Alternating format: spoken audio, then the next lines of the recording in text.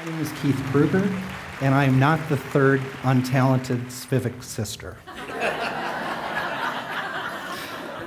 It is my pleasure to be here tonight in Denver, and in fact, I am going to talk about that C worldview view of things. We're going to be talking about mastering the moment.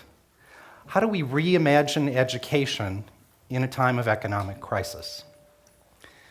If we think back, what I want to start off with, though, is how much society has changed in the last few years. So if we think to just a decade ago, if you wanted to buy a book, you went to a bookstore. Now, we can just about anywhere with an internet connection on Amazon.com download a book. Likewise with music. A decade ago, you had to go to a record store, find a CD, hope that they had something in stock. Now you can go to Pandora or iTunes. And not only that, but if I purchase a book on Amazon.com or buy something on iTunes, they predict things that I might be interested in. It's no longer about finding something that's for the average, it's finding something for me. Likewise for information. We used to have to go, 15, 20 years ago to the library. Now, everyone who has an internet connection, probably in their pocket with their cell phone, has access to the world's information. This is a Business Insider in just last December wanted to know what had become obsolete in the last 10 years, from 2000 on. Now, this is an interesting list. There were 21 things: PDAs, VCRs, 411, CDs, phone books, dictionaries, encyclopedias. You can agree or disagree with the list, but the point is there's been tremendous obsolescence of things that were everyday common just a decade ago.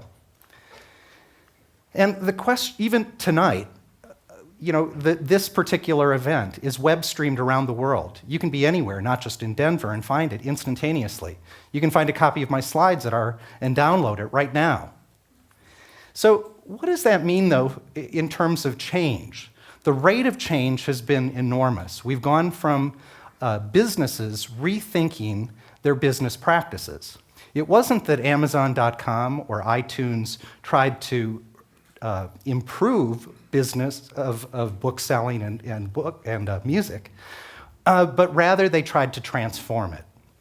They tried to go from a mass industrial context of serving the average consumer to really moving to mass customization. So what does that mean for education? Have things similarly caught up? Well, here's a picture of a classroom in about 100 years ago. Here's a classroom in 2002. How much has changed? We still see a teacher, we still see neat rows of classes, perhaps a little bit more diverse, but how much have we fundamentally changed the structure of education? Now, let me be very clear. I am not saying that there is no innovation.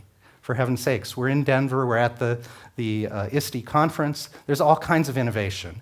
In fact, CoSN works with the New Media Consortium to do the Horizon report. The Horizon K-12 report identifies all kinds of exciting things that are happening with individual teachers in the United States and around the world.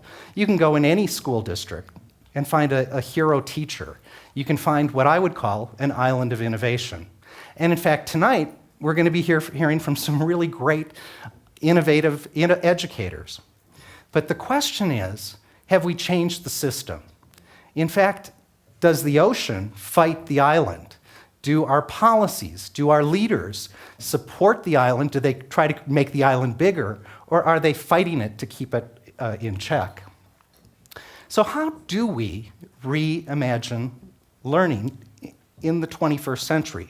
What's different? What are the big questions that we really should be asking? And I think we need to start with, how do we personalize and individualize instruction? How do we, in a 24/7 environment, allow kids to move at their own pace? How do we make it an engaging environment that every learner wants to be there? How do we bridge that informal and formal education? As John Seely Brown says in his new book, The Power of Pull, that we as institutions need to move from trying to push kids to learn to how do we leverage the natural pull that they have through their natural curiosity. So what I want to talk about also is mastering this moment, because this moment is a little different. In fact, we're in really a tough economic time. This is probably the worst economic situation since the Great Depression. That means that money is really tight. In fact, our Superintendents Association just put out a survey. They said the 275,000 education jobs in the United States are likely to be lost in the next year. They also said 82% of school districts are likely to be laying off people, and 53% have a complete hiring freeze. Now, about a year ago, President Obama became president. They passed the Economic Recovery Act. We were fortunate that much of that focus, in fact, was focused on education. About $100 million, most of it for K-12, most of it to save teacher jobs, happened. And it did save jobs for that year. That money's running out.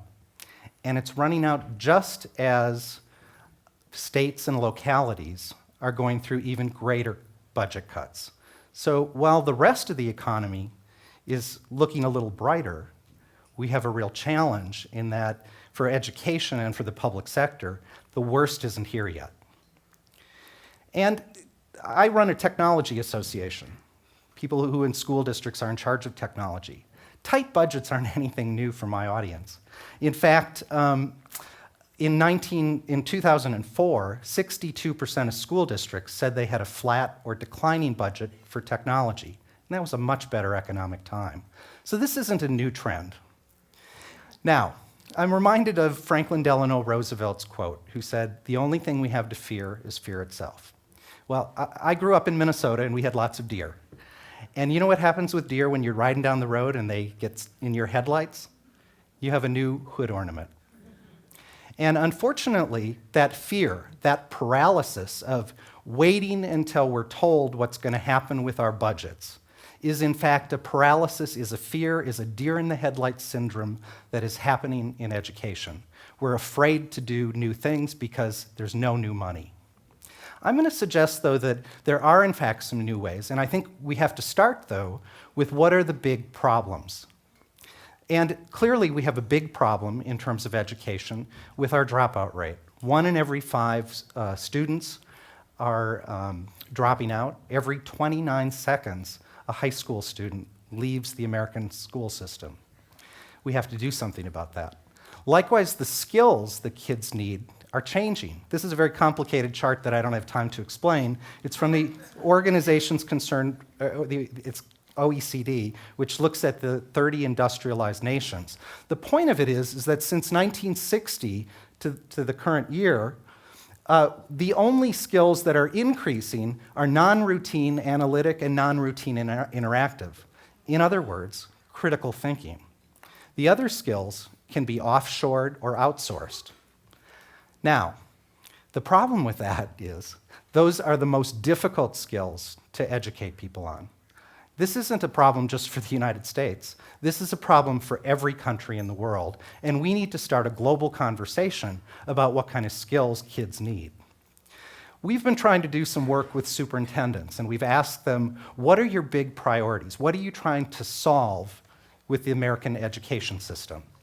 And these are the 5 things they told us. First of all, they want to make sure that kids do have the right skills, that they're not only the basics, but what they call 21st century skills: creativity, collaboration, critical thinking. They also want to make sure that the learning space is in fact compelling. We already talked about the dropout problem. Well, we also have an engagement problem. In fact, some say that the school system is an awful lot like a prison. The longer you're there, the more you hate it. And we do okay at the elementary school, but by the time we're in high school, even our best kids are often bored and not engaged. The third thing superintendents told us they cared about was a different kind of professional development. That the kind of professional development we're doing, which is after school or in the summer, is one-time drive-by, and it's not, educators, teachers, and principals are in many ways the most isolated white-collar professional. How do we create a 24/7 community of practice that allows the teacher to find the answer when they need it, not when it's provided? Fourth, superintendents said they want to know how to use data to make informed decision-making, and they want to do a better job of communicating to their community. And finally, and this would be their top priority if they had to rank them in order and they could only pick one, they want new kinds of assessments, that the one time a year high-stakes test doesn't give us the information that's continuous, it's not balanced. They need data that goes on a formative basis to teachers to make different kinds of instruction. Employers, this is a new survey that just came out last month. It was done by the American Management Association, and over 70% of employers said that over the next 3 years, the most growing skills are critical thinking, problem solving, effective communication, collaboration, team building, and creativity and innovation. Okay, how many of our high-stakes tests test any of those 4 things? And when we look at how technology is used in education, this was a study that was done by the US Department of Commerce. They looked at 55 industry sectors, ranked them by the amount of IT intensiveness. Guess which one was 55? The bottom of the barrel, lower than coal mining. So when we think about technology, I think we have to remember that we go through various waves, regardless of what industry sector we're in. And the first wave is, in fact, around infrastructure. And, wires and boxes, and that's kind of what we've been doing in education. It makes basic and essential, it's needed. But it doesn't, we quickly move into wave 2. Of course, wave 1, you continue to have to work on things like bandwidth. Wave 2 is really around supportive applications, and I think this is where we've been spending a lot of time on professional development, getting users to do it. It makes things more effective and efficient. But it really fundamentally doesn't change the structure of what we've been doing. What I think we need to focus on are wave 3 technologies, which is transformative. If we think back to what Amazon.com did, they weren't thinking about improving bookstores, they were thinking about transforming the way that you get books. So how do we do that, and how do we stay focused on what's really important, especially in a time of economic recession? Well, let me suggest 3 things that I'm not suggesting will solve all of education, but rather they're things that we can do today that we couldn't do just a year or 2 ago. And I state them in order to start a conversation. I'm certainly not suggesting that they are the only answers. Well, one problem we have is that we don't really have a very rich, ubiquitous environment within the average classroom. In the United States, it's about a device for every 4 or 5 kids. Now, there are some school districts, there's even a state or 2 that are doing one-to-one initiatives. But the average superintendent or CTO will tell you they can't afford to do it because they're trying to pay for a device for every kid. Well, there's a different way of doing it. It's called leveraging the devices that kids and teachers already have. They do it with a guest wireless network that's safe and secure. And in fact, it's already happening. In Forsyth County, a school district of about 30,000 just outside of Atlanta, started it this last year. They did it as an opportunity for principals to volunteer, and a couple of principals did. It spread like wildfire. So everybody wanted to do it. It spread to the elementary school. And in fact, an interesting anecdote is, in 5th grade, the #1 device is the Sony Nintendo DSi. Teachers never expected to see those in the classroom. Problem number 2, a different way of thinking. The problem we have is that in K-12, we don't have very much technical support. In fact, for every device, for every computer technician within K-12, they have to handle about 630 devices. In every other industry sector, it averages about 150 devices to a technician. That means it's really hard to upgrade software. It's very laborious. They spend weeks on it over the summer, and it doesn't really happen. So I think there's some new opportunities around cloud computing. What I mean by cloud computing is that and I'd call it sort of web services, to be simple. The application no longer resides on the device you're using. It doesn't reside on the server within your school district, but rather it's out on the cloud. And in fact, we have some new examples that just happened this spring. In April, The state of Oregon, on a statewide basis, announced that they've, for a year, been negotiating with Google education applications, free apps. They have made available to their 500,000 students Gmail, a shared workspace, video streaming, and the variety of tools that are under there. The state superintendent of Oregon says that's going to save them about $1.5 million a year.